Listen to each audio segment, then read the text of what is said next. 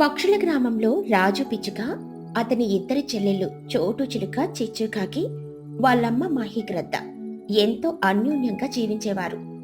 రాజు పిచ్చుక కుటుంబ బాధ్యతలు తీసుకుని దుబాయ్కి వెళ్లి ఒక పెద్ద సాఫ్ట్వేర్ కంపెనీలో ఉద్యోగం చేస్తూ కుటుంబాన్ని పోషించేవాడు. కొన్నేళ్ల తర్వాత రాజు పిచ్చుక దుబాయ్ నుండి తిరిగి రాగానే తల్లి మహిగ్రద్ద అతనికి తొలి పిచ్చుకతో ఘనంగా పెళ్లి చేసింది. పెళ్లైన కొన్ని రోజులకే రాఖీ పౌర్ణమి పండుగ వచ్చింది. ఆ పండుగ కోసం చోటు చిచ్చు ఇద్దరు ఎంతో ఆనందంగా తమ పుట్టింటికొచ్చారు. మహిగ్రద్ద సంతోషంగా అరుస్తూ, రే రాజు, తుని, త్వరగా రండి నాన్న, రాఖీ కట్టడానికి మంచి ముహూర్తం మించిపోతోంది. మీ చెల్లెళ్ళు ఎప్పటి నుండో పల్లెంలో రాఖీలు, దీపాలు పట్టుకొని నీకోసం ఎదురు చూస్తున్నారు చూడు. రాజు పిచ్చుక గదిలో నుండి నవ్వుతూ వస్తున్నానమ్మా. మా ఇద్దరు చెల్లెళ్ళు రాఖీ కట్టడానికి వచ్చారంటే నేను ఎంత అర్జెంట్ పనైనా వదిలేసుకుని వస్తాను. ఏమ్మా చోటు, చిచ్చు, బాగున్నారా? అత్తగారింట్లో అందరూ కులాసాగా ఉన్నారా? మేమంతా చాలా బాగున్నాం అన్నయ్య. నువ్వు దుబాయ్ వెళ్ళాక రాఖీ పండుగ వస్తే నీకు పోస్ట్ లో రాఖీ పంపించేవాళ్ళం. ఈ రోజు ఇన్ని సంవత్సరాల తర్వాత నేరుగా నీ చేతికి రాఖీ కట్టే అదృష్టం మాకు దొరికింది. మాకు ఎంత సంతోషంగా ఉందో మాటల్లో చెప్పలేమన్నయ్య. అవునన్నయ్య, నువ్వు ఇక్కడ లేకపోతే మాకు అసలు రాఖీ పండగలాగే అనిపించేది కాదు. పక్కనే ఉన్న తుని పిచ్చుకని చూసి, వదిన, పెళ్ళైన తర్వాత వస్తున్న మొదటి పండగ కదా, అన్నయ్య పక్కన కూర్చోండి. తుని పిచ్చుక చిరునవ్వు నవ్వి, అలాగే చిచ్చు. రాజు పిచ్చుక, తుని పిచ్చుక ఇద్దరు పీటల మీద కూర్చుంటారు. చోటు చిచ్చు ఇద్దరు తమ అన్నయ్య నుదుటిన కుంకుమ బొట్టు పెట్టి చేతికి అందమైన రాఖీలు కట్టి నోట్లో స్వీట్ పెడతారు. రాజు పిచ్చుక ఎంతో ఆనందంగా తన జేబులో నుండి 2 చిన్న పట్టు సంచులను తీసి వాళ్ళ చేతిలో పెడతాడు. రాజు పిచ్చుక నవ్వుతూ, ఇదిగో అమ్మాయిలు, నా చిట్టి చెల్లెళ్లకు మీ అన్నయ్య దుబాయ్ నుండి ప్రత్యేకంగా తెచ్చిన రాఖీ బహుమతి, తీసి చూడండి. చోటు చిలుక సంచి తెరిచి చూసి కళ్ళు పెద్దవి చేసి, వావ్ అన్నయ్య, ఏంటిది? బంగారు గొలుసు ఎంత అద్భుతంగా ఉందో. చిచ్చుకాకి ఆనందంతో గంతలేస్తూ, నా సంచిలో కూడా బంగారు గొలుసే ఉంది కదా చోట. అన్నయ్య, ఎంత ఖరీదైన బహుమతి ఇచ్చావన్నయ్య. ఇవి చాలా పరువుగా కూడా ఉన్నాయి. మాకెందుకన్నయ్య ఎంత ఖర్చు పెట్టావో? నువ్వు దుబాయ్లో ఎండనక వాననక కష్టపడి సంపాదించిన డబ్బు కదన్నయ్య. రాజు పిచ్చుక ప్రేమగా వాళ్ళ తలలు నిమురుతూ, నా కష్టమంతా మీకోసమే కదమ్మా. నేను దుబాయ్ వెళ్ళడానికే ఫ్లైట్ టికెట్ కోసం నా దగ్గర డబ్బులు లేనప్పుడు మీరిద్దరే కదా మీ మెడలో ఉన్న చిన్న బంగారు గొలుసులు కుదువ పెట్టి నాకు మరీ డబ్బులిచ్చారు. ఆ రోజు మీరు చూపించిన ప్రేమ వల్లే ఈ రోజు నేను ఇంత పెద్ద ఉద్యోగంలో ఉన్నాను. మీకు ఈ బంగారు గొలుసులు కాదు కదా, నా ప్రాణం ఇచ్చినా తక్కువే, తీసుకోండి. మహిగ్రద్ద కన్నీళ్లు తుడుచుకుంటూ, నా పిల్లల మధ్య ఉన్న ఈ ప్రేమను చూస్తుంటే నా జన్మ ధన్యం అయిపోయినట్లుందిరా. దేవుడు మిమ్మల్ని చల్లగా చూడాలి. అందరూ ఎంతో సంతోషంగా మాట్లాడుకుంటూ ఉంటారు. కాని పక్కన కూర్చొని ఉన్న తుని పిచ్చుక ముఖం మాత్రం కోపంతో, ఈర్ష్యతో నల్లబడిపోయింది. ఆమె బలవంతంగా నవ్వుతూ అక్కడ కూర్చొని కొద్దిసేపటికి తన గదిలోకి వెళ్లిపోతుంది. తుని పిచ్చుక గదిలో అటూ ఇటూ తిరుగుతూ తనలో తాను గొనుక్కుంటూ, వీళ్ళ ప్రేమలు, ఆప్యాయతలు అన్ని బట్టి పూటకం. ఎప్పుడో వీళ్ళు సాయం చేశారని ఏకంగా 2 పెద్ద బంగారు గొలుసులు తెచ్చి చేతిలో పెడతాడా? నా మొగుడు దుబాయ్లో రక్తాన్ని చెమటగా మార్చి సంపాదిస్తుంటే వీళ్ళొచ్చి రాఖీ పేరు చెప్పి దోచుకుపోతున్నారా? ఈ గొలుసులు చూస్తుంటే తులం పైనే ఉన్నట్లున్నాయి. అంటే ఇద్దరికి కలిపి లక్షల రూపాయల ఆస్తి అలా రాఖీకి రాసిచ్చేశాడు అన్నమాట. నేను ఈ ఇంటికి ఇల్లాలని కదా, నా గురించి, నా భవిష్యత్తు గురించి ఆలోచించడా? వీళ్ళు ప్రతి పండుగకి ఇలాగే వచ్చి మన ఆస్తినంతా ఊడ్చుకుపోతారేమో. నేనిలాగే చూస్తూ ఊరుకుంటే రేపు నా పరిస్థితి ఏంటి? వీళ్ళను ఎలాగైనా మా ఆయనకు దూరం చేయాలి. అలా రాఖీ పండుగ పూర్తయిన తర్వాత రోజులు గడిచిపోయాయి. తురి పిచ్చుకకు ఒక అందమైన ఆడపిల్ల జన్మించింది. ఆమెకు బుజ్జి పిచ్చుక అని పేరు పెట్టారు. మళ్ళీ ఆ మరుసటి సంవత్సరం రాఖీ పండుగ వస్తుంది. రాజు పిచ్చుక ఉదయాన్నే మార్కెట్కి పనుల మీద వెళ్తాడు. ఇంట్లో తుని పిచ్చుక ఒక్కతే ఉంటుంది. అప్పుడే చోటు చిలుక, చిచ్చుకాకి ఇద్దరు పల్లెంలో రాఖీలు తీసుకుని ఆనందంగా అక్కడికొస్తారు. తుని పిచ్చుక వాళ్ళను గుమ్మంలోనే ఆపుతుంది. చోటు చిలుక నవ్వుతూ, వదినా, బాగున్నారా? అన్నయ్యేడి? రాఖీ పండుగకి ముందే ఫోన్ చేసి ఖచ్చితంగా చెప్పాడు. అందుకే అత్తగారింట్లో పనులన్నీ వదిలేసుకుని పరుగు పరుగున వచ్చాము. తుని పిచ్చుక కఠినంగా ముఖం చిట్లిస్తూ, ఓహో, పనులు వదిలేసుకుని పరుగు పరుగున వచ్చారా? ఎందుకు రారు? ఇక్కడ మీకు బంగారు గొలుసులు దొరుకుతున్నాయి కదా. ఏది ఏమైనా మీరు అనవసరంగా వచ్చారు. మీ అన్నయ్య ఇంట్లో లేడు. చిచ్చుకాకి ఆశ్చర్యంగా, ఆ లేడా? అదేంటి వదిన, ఈ రోజు పండుగ కదా, అన్నయ్య ఎక్కడికెళ్లారు? కనీసం మా కోసం వెయిట్ చేయకుండా వెళ్ళిపోయాడా? తుని పిచ్చుక అబద్ధం చెబుతూ, అవును, అతనికి దుబాయ్ ఆఫీస్ నుండి అర్జెంట్ ఫోన్ వచ్చింది. పక్క ఊర్లో ఏదో ప్రాజెక్టు పని మీద ఈ రోజే వెళ్ళిపోయాడు. మళ్ళీ రేపు కానీ ఎల్లుండి కానీ వస్తాడు. ఈ రోజు రాఖీకి అతను లేడు. మీరిక దయచేయొచ్చు. చోటు చిలుక బాధపడుతూ, అయ్యో, అన్నయ్య లేకుండా పండుగ ఏంటి వదిన? పోనీలే, అన్నయ్య లేకపోతే ఏంటి వదిన? అన్నయ్య స్థానంలో నువ్వు మాకు వదినవి కదా. మేము వెళ్ళి ఆ రాఖీలు దేవుడి పటాలకు కట్టి నీకు కుంకుమ పెట్టి వెళ్తాంలే వదినా. తుని పిచ్చుక కోపంగా అరుస్తూ, ఏయ్, మీ నాటకాలు నా దగ్గర ఆడకండి. మీ అన్నయ్య లేకపోతే వెళ్ళిపోవాలి కానీ లోపలికి ఎందుకు వస్తారు? ఇక్కడ మీకిచ్చే బంగారు గొలుసులేమీ లేవు. ఒత్తి రాఖీ కట్టడానికైతే మీకెందుకంత ఆరాటం? మీ ప్లాన్లు నాకు తెలుసులే.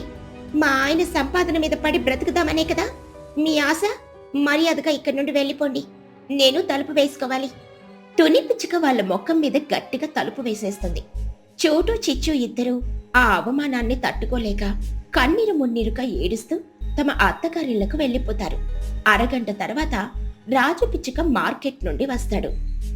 రాజు పిచ్చుక ఇంట్లోకొస్తూ, తుని, ఏంటి ఇంకా నా చెల్లెలు రాలేదా? నేను వాళ్ళకి ఇష్టమైన స్వీట్స్ అన్నీ తెచ్చాను. వాళ్ళు ఇంకా ఎందుకు రాలేదు? తుని పిచ్చుక ఏమీ ఎరగనట్లు నటిస్తూ, ఏమోనండి, నాకేం తెలుసు. ఫోన్ చేస్తే వాళ్ళ అత్తగారిళ్లలో పనులు చాలా ఉన్నాయట. పైగా వాళ్ళకి ఈ రాఖీ కట్టడం అనేది అంత ముఖ్యం కాదట. అందుకే ఈ రోజు రాలేమని చెప్పారు. రాజు పిచ్చుక నిరాశగా, అవునా, పనులుంటే ఏం చేస్తాంలే. నేను ఎంత ఆశగా ఎదురు చూశాను. సరేలే. ఆ విధంగా తుని పిచ్చుక చేసిన కుట్రల వల్ల రాజు పిచ్చుక అతని చెల్లెళ్ల మధ్య దూరం పెరిగిపోతుంది. తను ఫోన్ చేస్తే వదిన తిడుతుందన్న భయంతో చోటు చిచ్చు కూడా రాజుకి ఫోన్ చేయడం మానేస్తారు. రాజుకి కూడా వాళ్ళ మీద కోపం వచ్చి మాట్లాడడం మానేస్తాడు. అలా కొన్నేళ్లు గడిచిపోతుంది. తుని కూతురు పుచ్చి పిచ్చుక, అలాగే చోటు కొడుకు బన్ను, చిచ్చు కొడుకు చిన్ను అందరూ పెద్దవాళ్ళవుతారు. మళ్ళీ కొన్ని సంవత్సరాల తర్వాత రాఖీ పండుగ వస్తుంది. ఆ పండుగకి ఎలాగైనా అన్నయ్యని చూడాలని చోటు చిచ్చు తమ పిల్లల్ని బన్ను చిన్నుని తీసుకుని రాజు పిచ్చుక ఇంటికి వస్తారు. ఆ సమయంలో రాజు పిచ్చుక పెరట్లో మొక్కలకు నీళ్లు పోస్తూ ఉంటాడు. తుని పిచ్చుక ముందు హాల్లో కూర్చుని ఉంటుంది. వాళ్ళను చూడగానే తుని పిచ్చుక కళ్ళు ఎర్రబడతాయి. చోటు చిలుక భయపడుతూనే, వదినా, బాగున్నారా? అన్నయ్య ఉన్నాడా? ఇన్నేళ్లుగా అన్నయ్యని చూడకుండా ఉండలేకపోయాం. అందుకే రాఖీ కట్టి వెళ్దామని వచ్చాం వదినా. తుని పిచ్చుక లేచి నిలబడి ఆవేశంగా అరుస్తూ, ఏంటే మీ దరిద్రం? ఎంత అవమానించినా మళ్ళీ మళ్ళీ సిగ్గు లేకుండా ఎలా వస్తారే నా ఇంటికి? అప్పుడేదో ఒకసారి బంగారు గొలుసులిచ్చాడని ఇంకా మీ ఆశ చావలేదా? చిచ్చుకాకి కన్నీళ్లతో, అచ్చేచే వదినా, ఏంటి మీరు మాట్లాడే మాటలు? మాకు బంగారు గొలుసుల మీద ఆశ ఏంటి వదినా? మేమొచ్చింది కేవలం మా అన్నయ్యని చూసి మా ప్రేమను పంచుకోవడానికి మాత్రమే. మమ్మల్ని అలా తక్కువ చేసి మాట్లాడకండి. తుని పిచ్చుక మరింత కోపంగా, ప్రేమను పంచుకోడానికా?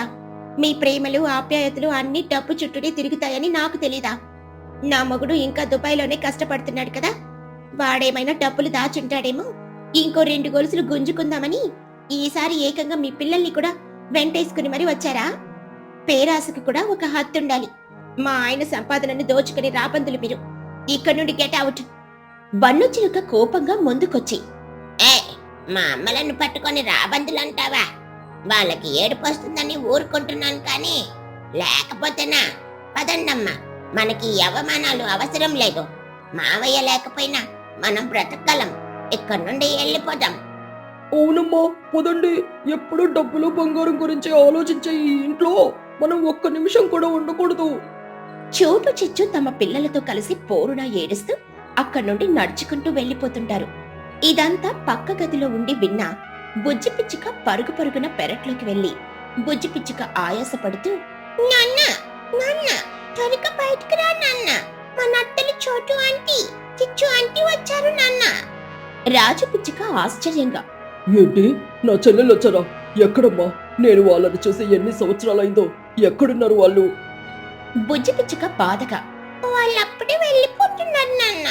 అమ్మ వాళ్ళని లోపలికి రానివ్వలేదు. రాఖీ కట్టడానికి వస్తే వాళ్ళని బంగారు కోసం డబ్బు కోసం వచ్చారని వాళ్ళని రాబందులని చాలా ఘోరంగా తిట్టి బయటికి గెంటేసింది నాన్న. వాళ్ళు ఏడుస్తూ వెళ్ళిపోతున్నారు. త్వరగా వెళ్ళు నాన్న. అలా కూతురు మాటలు వినగానే రాజు పిచ్చుక గుండె బద్దలవుతుంది. పిచ్చివాడిలా రోడ్డు మీదకు పరుగు తీస్తాడు. దూరం వెళ్తున్న తన చెల్లెలను చూసి గట్టిగా అరుస్తాడు. రాజు పిచ్చుక కన్నీళ్లతో గట్టిగా అరుస్తూ, చోటు, చిచ్చు, ఆగండమ్మా, ఆగు నా తల్లి, నన్ను వదిలేసి వెళ్ళకండమ్మా. అన్నయ్య గొంతు వినగానే చోటు చిచ్చు ఇద్దరూ ఆగిపోయి వెనక్కి తిరుగుతారు. పరుగెత్తుకుంటూ వచ్చి రాజు పిచ్చుకను గట్టిగా హత్తుకుని బోరున ఏడుస్తారు. చోటు చిలుక ఏడుస్తూ, అన్నయ్య, ఎన్నేళ్ళైందన్నయ్య నిన్ను చూసి. నువ్వు మాకు దూరం అయ్యావని మేమెంత కుమిలిపోయామో తెలుసా అన్నయ్య? మమ్మల్ని ఎందుకన్నయ్య వదిలేశావు? అవునన్నయ్య, మేం నీకేం ద్రోహం చేశామని మమ్మల్ని గడప తొక్కనివ్వలేదన్నయ్య. వదిన మమ్మల్ని ఇంత దారుణంగా తిడుతుంటే నువ్వేమీ అనలేదా అన్నయ్య? రాజు పిచ్చుక కన్నీళ్లు తుడుచుకుంటూ, నన్ను క్షమించండిరా. వదిన నా దగ్గర ఎన్ని నాటకాలు ఆడిందని నాకు ఇప్పుడే తెలిసింది. రండి, ముందు మీరు లోపలికి రండి. ఈ రోజు దీని సంగతి తేలుస్తాను. రాజు పిచ్చుక కోపంగా తన చెల్లెళ్లను వాళ్ళ పిల్లలను తీసుకుని ఇంట్లోకొస్తాడు. హాల్లో ఉన్న తుని పిచ్చుకని చూసి ఆవేశంతో ఊగిపోతాడు. రాజు పిచ్చుక తుని పిచ్చుక మీద అరుస్తూ, ఏ ఇతుని, నీకెంత ధైర్యమే? నా ప్రాణ సమానమైన నా చెల్లెలను నా కంట పడకుండా చేసి వాళ్ళని అవమానించి గెంటేస్తావా? నీకు ఇంత అహంకారం ఎక్కడి నుండి వచ్చిందే? తుని పిచ్చుక భయపడుతూనే దబాయిస్తూ, అహంకారం కాదు, నేను మాట్లాడింది నిజమే కదా. వాళ్ళొచ్చింది నీ మీద ప్రేమతో ఏం కాదు, నువ్వు సంపాదించిన ఆస్తి మీద ఆశతో. రాఖీ కట్టి మళ్ళీ ఏ బంగారు గొలుసులో వజ్రాలు ఉంగరాలు పట్టుకుపోతామని వచ్చారు. నేను నా కుటుంబాన్ని, నా భవిష్యత్తును కాపాడుకోవడానికి వాళ్ళని వెళ్ళగొట్టాను. అందులో నా తప్పేముంది? చోటు చిలుక కన్నీళ్లు తుడుచుకుని ముందుకొచ్చి, వదిన, ఎంత మాట అన్నావు వదిన? బంగారం కోసం వచ్చామా? మేము రాఖీ పండుగ రోజు వచ్చింది 10 రూపాయలు పెట్టి కొన్న ఈ రాఖీ దారాన్ని మా అన్నయ్య చేతికి కట్టి అతని ఆశీర్వాదం తీసుకోవడానికి వదిన. నువ్వు ఆ రోజు అన్నయ్య ఇచ్చిన ఆ బంగారు గొలుసు గురించి మాట్లాడుతున్నావు కదా, ఇదిగో చూడు. చోటు చిలుక చిచ్చుకాకి ఇద్దరు తమ హ్యాండ్ బ్యాగ్ లో నుంచి ఆ రోజు రాజు పిచ్చుక ఇచ్చిన ఆ 2 బంగారు గొలుసులను తీసి బల్ల మీద విసిరేస్తారు. చిచ్చుకాకి ఏడుస్తూ, చూడు వదిన, మీ కళ్ళతోనే చూడు. అన్నయ్య ఆ రోజు మాకు ఈ గొలుసులు ఇచ్చిన తర్వాత మేము వాటిని ఒక్కరోజు కూడా మా మెడలో వేసుకొని లేదు వదిన. వాటిని ఒక పూజా మందిరంలో పెట్టుకొని మా అన్నయ్య జ్ఞాపకంగా దాచుకున్నాము. మాకు ఆ బంగారం మీద ఇసుమంతైన ఆశ లేదు వదిన. మాకు కావాల్సింది మా అన్నయ్య ప్రేమ, మా అన్నయ్య తోడు. అవును వదిన, మేము పుట్టి పెరిగిన ఇల్లిది. ఈ ఇంట్లోకి వస్తే మాకు చిన్ననాటి జ్ఞాపకాలు గుర్తొస్తాయి. అన్నయ్య పిలుపు వినిపిస్తుంది, అందుకే వస్తాము. కానీ నీ మొగుడి సంపాదనను దోచుకోవడానికి కాదు. ఒక రాఖీ దారం విలువ 10 రూపాయలే కావచ్చు వదిన, కానీ అది అన్నా చెల్లెళ్ళ మధ్య ముడివేసే నమ్మకానికి కోట్ల రూపాయల ఆస్తి కూడా సాటి రాదు వదిన. మాకు మా అన్నయ్య ఉంటే చాలు వదిన. మేము ఇంకెప్పుడూ ఈ ఇంటి గడప తొక్కము. అన్నయ్య, మేం వెళ్తాము. ఆ మాటలు వినగానే తుని పిచ్చుకకు మైండ్ బ్లాక్ అయిపోతుంది. బల్ల మీద పడి ఉన్న ఆ బంగారు గొలుసులను చూసి ఆమె కళ్ళు బయర్లు కమ్ముతాయి. ఎన్ని సంవత్సరాలుగా ఆ చెల్లెళ్ళు ఆ గొలుసులను వాడుకోకుండా అన్నయ్య ప్రేమగా దాచుకున్నారన్న నిజం ఆమె గుండెను పిండేసింది. తాను కేవలం డబ్బు బంగారం చుట్టూనే ఆలోచించానని, ఆ అన్న చెల్లెళ్ల మధ్య ఉన్న స్వచ్ఛమైన నిస్వార్థమైన ప్రేమను తప్పుగా అర్థం చేసుకున్నానని ఆమెకు పూర్తిగా జ్ఞానోదయం అవుతుంది. తుని పిచ్చుక కన్నీరు మున్నీరుగా ఏడుస్తూ పరిగెత్తుకుంటూ వెళ్లి చోటు చిచ్చుల కాళ్ళ మీద పడిపోతూ, నన్ను క్షమించండి, దయచేసి నన్ను క్షమించండి. నా కళ్ళకు పేరాస అనే పొర కమ్ముకుని మీ స్వచ్ఛమైన ప్రేమని చూడలేకపోయాను. ఈ ఆస్తి డబ్బు శాశ్వతం అనుకుని ఎంతో గొప్ప అన్నా చెల్లెళ్ల బంధాన్ని నేను నా చేతులతోనే దూరం చేశాను. మీరు రాబందులు కాదు, ఈ ఇంటి ఆడపడుచులు. మీరు ఎప్పుడైనా ఈ ఇంటికి రావచ్చు. నా తప్పు నేను తెలుసుకున్నాను. నన్ను ఒక్కసారికి వదినగా క్షమించండి. రాజు పిచ్చుక తునిని పైకి లేపుతూ, తుని, డబ్బుతో బంధాలను కొనలేము. ఆ బంధాల్లో ఉన్న ప్రేమను అర్థం చేసుకున్నప్పుడే మన ఇల్లు స్వర్గం అవుతుంది. ఎప్పటికైనా నీకు బుద్ధి వచ్చినందుకు నాకు సంతోషంగా ఉంది. బుజ్జి పిచ్చుక నవ్వుతూ, అమ్మా, చూసావా మన అత్తలు ఎంత మంచోళ్ళో. ఇక నుండి మనమందరం కలిసి ఉందామమ్మా, ఏడవకు. తుని పిచ్చుక కన్నీళ్లు తుడుచుకొని ఆనందంగా, అవును బుజ్జి, చోటు, చిచ్చు, రండి, ముందు మీ అన్నయ్యకు ఆ రాఖీలు కట్టండి. చోటు చిలుక చిచ్చుకాకి ఇద్దరు సంతోషంగా రాజు పిచ్చుకకు రాఖీ కట్టి స్వీట్ తినిపిస్తారు. అప్పుడు తుని పిచ్చుక లోపలికెళ్లి 2 అందమైన ఎంతో ఖరీదైన పట్టు చీరలను తీసుకొనొచ్చి చోటు చిచ్చుల చేతిలో పెడుతుంది. తుని పిచ్చుక ప్రేమగా, ఇవి నేను నా సొంత డబ్బుతో నా కోసం కొనుక్కున్న పట్టు చీరలు. కానీ ఈ రాఖీ పండుగ రోజు ఈ వదిన తరపున మా ఆడపడుచులకిస్తున్న చిరుకానుక, దయచేసి కాదనకుండా తీసుకోండి. చోటు చిలుక నవ్వుతూ వదినని హత్తుకుని, థ్యాంక్ యూ వదిన, ఇది మా అన్నయ్య ఇచ్చిన బంగారం కంటే చాలా విలువైంది. అందరూ ఆ రాఖీ పండుగను 10 ఏళ్ల తర్వాత ఎంతో ఆనందంగా కన్నీళ్లు నవ్వుల మధ్య ఘనంగా జరుపుకుంటారు. తుని పిచ్చుకలో వచ్చిన మార్పు చూసి రాజు పిచ్చుక ఎంతో సంతోషిస్తాడు. ఆ రోజు నుండి ఆ పక్షుల కుటుంబం ఎలాంటి మనస్పర్ధలు లేకుండా అన్న చెల్లెళ్ల అనురాగాలతో కలకాలం ఆనందంగా జీవిస్తుంది. పక్షుల గ్రామం చూడ్డానికి 2 కళ్ళు చాలవు. ఆ ఊరి మధ్యలో ఒక అందమైన చిన్న కాలువ పారుతూ ఉంటుంది. ఆ కాలువ నీళ్లు ఎంతో స్వచ్ఛంగా చల్లగా ఉంటాయి. ఆ కాలువకు అటువైపు కొన్ని నీళ్లు, ఇటువైపు కొన్ని నీళ్లు ఉంటాయి. 2 వైపులా ఉన్న పక్షులు కాలువ మధ్యలో ఉన్న ఒక చిన్న చెక్క వంతెన ద్వారా రాకపోకలు సాగిస్తూ ఉంటాయి. ప్రతి ఇంటి ముందు ఒక చిన్న పశువుల పాక, కోళ్ల గూడు కూడా ఉంటాయి. ఆ పక్షుల మధ్య ఎలాంటి స్వార్థం, ఈర్ష్య ఉండవు. ఒకరంటే ఒకరికి ఎంతో ప్రాణం. ఒకరోజు ఉదయం సూర్యుడు ఉదయిస్తూ ఉండగా పక్షులన్నీ తమ తమ ఇళ్ల ముందు పనులు చేసుకుంటూ కాలువకు అటూ ఇటూ నిలబడి మాట్లాడుకుంటూ ఉన్నాయి.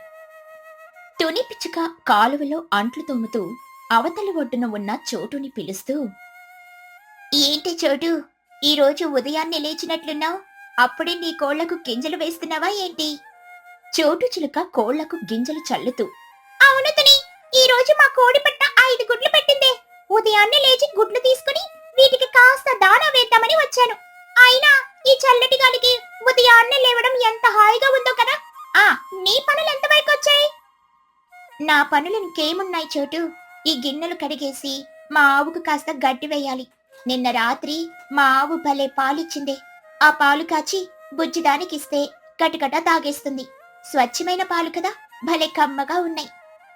లూసీ పౌరం తన ఇంటి ముందు ముగ్గు వేస్తూ, అవును తుని, మన ఊర్లో ఉన్న ఆవులు కోళ్లు ఇచ్చే పాలు గుడ్లు సిటీలో 1,00,000 రూపాయలు పెట్టినా దొరకవు. నిన్న నువ్వు ఇచ్చిన పాలు తోడు పెట్టానులే, పెరుగు భలే గట్టిగా మీగడ కట్టింది. మా ఆయన ఆ పెరుగేసుకొని 2 ముద్దలు ఎక్కువ తిన్నాడు తెలుసా? చిచ్చుకాకి చేతిలో చీపురు పట్టుకొని గట్టిగా నవ్వుతూ, మన పల్లెటూరి గాలిలోనే ఒక మ్యాజిక్ ఉంది లోసి. ఇక్కడ పీల్చే గాలి, తాగే నీరు అమృతం లాంటివి. అదిగో చూడండి, మన పిల్లలు అప్పుడే నిద్ర లేచి ఆవు దూడలతో ఎలా ఆడుకుంటున్నారా. కాలువ గట్టు మీద బుజ్జి పిచ్చుక, బన్ను చిలుక, చిన్నుకాకి ముగ్గురు ఒక చిన్న ఆవు దూడతో పరిగెత్తుకుంటూ ఆడుకుంటున్నారు. కోడి పిల్లల్ని పట్టుకోవడానికి ప్రయత్నిస్తున్నారు. బుజ్జి పిచ్చుక నవ్వుతూ పరిగెత్తుకుంటూ, అరే పండుగ, ఆ కోడి పిల్లను పట్టుకోరా, అది నీళ్ళలోకి వెళ్ళిపోయేలా ఉంది. బన్ను చిలుక ఆయాసపడుతూ, నా వల్ల కావట్లేదురా బుజ్జి, అది చాలా స్పీడ్ గా పరిగెడుతోంది. చిన్న, నువ్వేమైనా ఆపి పట్టుకోరా. రేయ్, నేను ఆవు దూడకు గడ్డి తినిపిస్తున్నాను రా. చూడండి, ఈ దూడ నా చేతిలో గడ్డి ఎంత ముద్దుగా తింటుందో. నాకు ఈ ఆవు దూడలతో ఆడుకోవడం అంటే భలే ఇష్టం రా. చోటు చిలుక పిల్లల్ని చూసి నవ్వుతూ, ఒరే పన్ను, ఆ కోడి పిల్లల వెంట పడకండిరా, వాటి తల్లులొస్తే మిమ్మల్ని పొడి చేస్తాయి. వెళ్ళి ఆ కాలువ నీళ్ళలో స్నానం చేసిరండి, నేను మీకు వేడివేడిగా దోశలు వేసి పెడతాను. ఓకే అమ్మ, పదండ్రా, కాలువలో ఈత కొడదాం. పిల్లలు ముగ్గురు సంతోషంగా కాలువ నీళ్ళలోకి దూకి కేరింతలు కొడుతూ ఈత కొడుతున్నారు. ఆ పచ్చని వాతావరణంలో పక్షుల ముచ్చట్లు ఎంతో ఆనందంగా సాగుతున్నాయి. మధ్యాహ్నం అవుతుంది. పక్షులన్నీ పనులన్నీ ముగించుకుని తమ ఇళ్లలో విశ్రాంతి తీసుకుంటూ ఉంటాయి. అకస్మాత్తుగా చిచ్చుకాకి ఇంటివైపు నుండి, లూసీ పౌరం ఇంటివైపు నుండి గట్టిగా ఆర్చుకుంటున్న శబ్దాలు వినిపిస్తాయి. కాలువ మీద ఉన్న చెక్క వంతెన పైన లూసీ పౌరం, చిచ్చుకాకి ఇద్దరూ కోపంగా నిలబడి గొడవ పడుతున్నారు. లూసీ పౌరం కోపంగా చేతులూపుతూ, ఏంటి చిచ్చు నీ పొగరు? నీకెన్నిసార్లు చెప్పాలి నేను? నీ కోళ్లను నీ ఇంటి దగ్గరే ఉంచుకోమని చెప్పానా లేదా? ఉదయం నేను ఎంతో కష్టపడి కడిగి ఎండబెట్టుకున్న వడ్ల గింజలన్నిటినీ నీ కోళ్ళొచ్చి పాడు చేసేసాయి. నా కష్టమంట బూడిదలో పోసిన పన్నీరైపోయింది. చిచ్చుకాకి ఏమాత్రం తగ్గకుండా ఆవేశంగా, ఆహా, నా కోళ్ళొచ్చి నీ గింజలు పాడు చేశాయా? ఏంటే లోసే నువ్వు మాట్లాడేది? కోళ్ళంటే మోగజీవాలే, వాటికి హద్దులు వంతెనలు తెలుస్తాయా ఏంటి? గింజలు కనిపిస్తే వెళ్లి పూడ్చుకొని తింటాయి. దానికి నీ గింజల మీద ఒక పెద్ద గుడ్డ కప్పుకోవాలి గాని నా మీదకి వచ్చి అరస్తావా? చూసావా చిచ్చు, నీ తప్పు నువ్వు ఒప్పుకోకుండా మళ్ళీ నన్నే అంటున్నావా? నా గింజల మీద గుడ్డ కప్పాలా? నీ కోళ్లను తాడేసి కట్టొచ్చు కదా. ప్రతిరోజు నీ కోళ్లు మా పెరట్లోకి రావడం, నా పూల మొక్కలు పీకేయడం, ఇప్పుడు గింజలు తినేయడం. నీకు కొంచెం కూడా పక్కింటి వాళ్ళ మీద గౌరవం లేదా? చిచ్చుకాకి మరింత కోపంగా అరుస్తూ, ఏంటే నాకు గౌరవం లేదా? నీకే ఎక్కువ పొగరం. అసలు నా కోళ్ళు ఆ గింజలు తిన్నాయో లేదో నువ్వు చూసావా? ఊరికే నా మీద నిందలు వేస్తున్నావా? నా కోళ్ళని ఏమైనా అన్నావో నీ సంగతి చెబుతాను చూడు. ఏం చెబుతావే నా సంగతి? ఈ రోజు నీ కోళ్ళను పట్టుకుని ఊరవతల వదిలేకపోతే నా పేరు లూసీనే కాదు. నీకు ఎంత ధైర్యం ఉంటే నా ముఖం మీదే అరుస్తావే? అలా వాళ్ళిద్దరూ గట్టి గట్టిగా అరుచుకోవడం విని కాలువకి అటూ ఇటూ ఉన్న పక్షులన్నీ వంతెన దగ్గరికి చేరుకుంటాయి. తుని పిచ్చుక, చోటు చిలుక కంగారుగా పరిగెత్తుకుంటూ వస్తారు. అప్పుడే ఊరి పెద్దయిన మహిగ్రద్ద కూడా అక్కడికొస్తుంది. మహిగ్రద్ద గట్టిగా గొంతు సవరించుకుని, ఏంటిదంతా? ఆపండి మీ గోల. మనది ఎంత ప్రశాంతమైన ఊరు. ఎవరైనా వింటే ఏమనుకుంటారు? ఎందుకు మీరిద్దరు ఇలా వీధి రౌడీల్లో గొడవ పడుతున్నారు? ఇద్దరు శాంతించండి ముందు. అవును చిచ్చు, లూసీ, ఏమైంది మీకు? ఉదయం ఎంత హాయిగా నవ్వుకుంటూ మాట్లాడుకున్నారు, ఇప్పుడైతే ఒకరినొకరు చంపుకునేలా అరుస్తున్నారు. ఇద్దరు కోపం తగ్గించుకోండి. లూసీ పౌరం కన్నీళ్లు పెట్టుకుంటూ, నేనెందుకు అరుస్తాను తుని? ఆ చిచ్చుకాకి కోళ్లు నా పెరట్లోకి వచ్చి నేను ఎండపోసిన ధాన్యం మొత్తం చెల్లా చెదురు చేసేసాయి. సగం గింజలు తినేసాయి. ఈ వానాకాలంలో నా పిల్లలకి పెట్టుకుందామని దాచుకున్న గింజలు తుని అవి. అడిగితే నాదే తప్పంటుంది. నాకెంత కడుపు మండిపోతుందో మీరే చెప్పండి. చిచ్చుకాకి కోపంగా, ఆ ధాన్యం నా కోళ్ళే తిన్నాయో లేక వేరే పక్షులు వచ్చి తిన్నాయో ఎవరికి తెలుసు మహిగారు? అనవసరంగా నా మీద పడి అరుస్తోంది. నేనెందుకు కోరుకుంటాను? మహిగ్రద్ద సీరియస్ గా చిచ్చు వైపు చూస్తూ, ఆగు చిచ్చు, నువ్వు మాట్లాడేది అస్సలు బాగాలేదు. మూగ జీవానికి కంచెలు తెలియవు నిజమే, కానీ వాటిని పెంచుకునే బాధ్యత మనదే కదా. నీ కోళ్లు పక్క వాళ్ళ పెరట్లోకి వెళ్లి నష్టం చేస్తే నువ్వు క్షమాపణ చెప్పాలి గాని ఎదురు తిరగడం ఏమిటి? ఇది మన పల్లెటూరి పద్ధతి కాదు. మనం ఒకరికొకరు సాయం చేసుకోవాలి గాని ఇలా గొడవ పడకూడదు. తుని పిచ్చుక చిచ్చుకాకి భుజం పట్టుకుని మృదువుగా, అవును చిచ్చు, మహిగారు చెప్పేది నిజమే. లూసీ ఎంతో కష్టపడి ఆ గింజలు తెచ్చుకుని ఎండబెట్టుకుంది. అవి పాడైపోతే పాపం తనకి బాధ వెయ్యదా చెప్పు? మన ఇళ్ల మధ్య చిన్న వంతెనే కదా ఉన్నది. నీ కోళ్లు వెళ్లకుండా నువ్వు కొంచెం జాగ్రత్త పడాలి కదా. ఒక చిన్న మాటకు ఇంత పెద్ద గొడవ ఎందుకు చెప్పు? మనం ఎప్పటి నుండో స్నేహితులం కదా. చోటు చిలుక లూసీ దగ్గరికెళ్ళి, నువ్వు కూడా ఏడవకు లూసీ, పోయిన గింజలు పోయాయిలే. మా ఇంట్లో కొన్ని ఎక్స్ట్రా గింజలున్నాయి, నీకు నేను ఇస్తాను. మనమంతా ఒకటి కుటుంబం లాంటి వాళ్ళం. ఇలాంటి చిన్న చిన్న విషయాలకు మన మధ్య ఉన్న బంధం పాడు చేసుకోకూడదు కదా. చిచ్చుకాకి కొద్దిసేపు ఆలోచించి తన తప్పు తెలుసుకుని తలదించుకుంటూ, నన్ను క్షమించలోసే, నా కోళ్ళ వల్లే నీకు నష్టం జరిగింది. నేను ఒప్పుకుంటున్నాను. నువ్వు అడగగానే నాకు కోపం వచ్చి ఏవేవో అనేశాను. నీ ధాన్యం పోయినందుకు నువ్వెంత బాధపడ్డావో నేను అర్థం చేసుకోగలను. రేపే నేను సిటీకెళ్ళి నీకు మంచి గింజలు తీసుకొని వచ్చి ఇస్తానులే. నా కోళ్ళు మళ్ళీ నీ ఇంటి వైపు రాకుండా నేను ఒక చిన్న కంచి కట్టుకుంటానులే. ప్లీజ్ నన్ను క్షమించైవే. లూసీ పౌరం చిరునవ్వుతో కళ్ళు తుడుచుకుంటూ, పర్వాలేదులే చిచ్చు, నేను కూడా కోపంలో నిన్నేదేదో అన్నాను. నువ్వు గింజలు తేనవసరం లేదులే, చోటు ఇస్తానంది కదా. మళ్ళీ నీ కోళ్ళు ఇటు రాకుండా చూసుకో, అంతే చాలు. మన మధ్య ఎలాంటి గొడవలు వద్దు. మహిగ్రద్ద ఆనందంగా చప్పట్లు కొడుతూ, అది మన పల్లెటూరు సంస్కారం అంటే. ఒక చిన్న గొడవ వస్తే అందరం కలిసి మాట్లాడుకొని ఇలా ప్రేమగా పరిష్కరించుకోవాలి. మన మధ్య కోపాలు కేవలం నీటి మూటల లాంటివి. అవి వెంటనే కరిగిపోవాలి. ఇక అందరూ వెళ్లి రాత్రి భోజనాలకు ఏర్పాట్లు చేసుకోండి. రాత్రి అందరం కలిసి కాలువ గట్టిన భోజనం చేద్దాం. అందరూ సంతోషంగా నవ్వుకుంటూ ఎవరిళ్లకు వాళ్ళు వెళ్లిపోయారు. సాయంత్రం చీకటి పడుతుంది.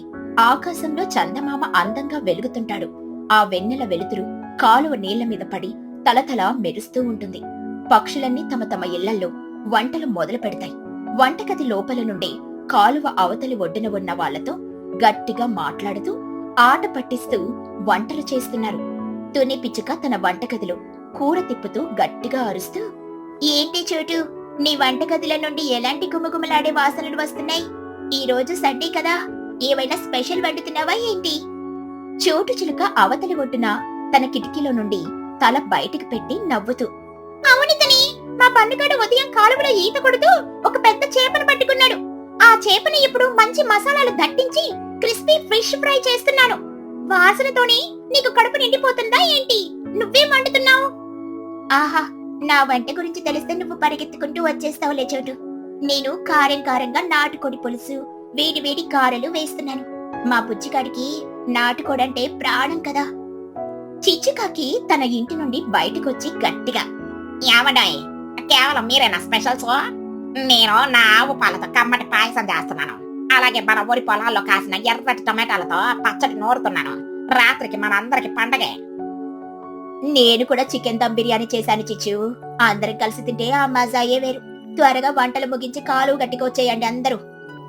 రాత్రి 8 గంటల సమయానికి వంటలన్నీ పూర్తవుతాయి. పక్షులన్నీ తమ ఇళ్ల ముందు కాలువకి అటూ ఇటూ చాపలు పరుచుకొని కూర్చుంటాయి. మధ్యలో ఉన్న చెక్క వంతెన మీద కూడా పిల్లలు కూర్చుంటారు.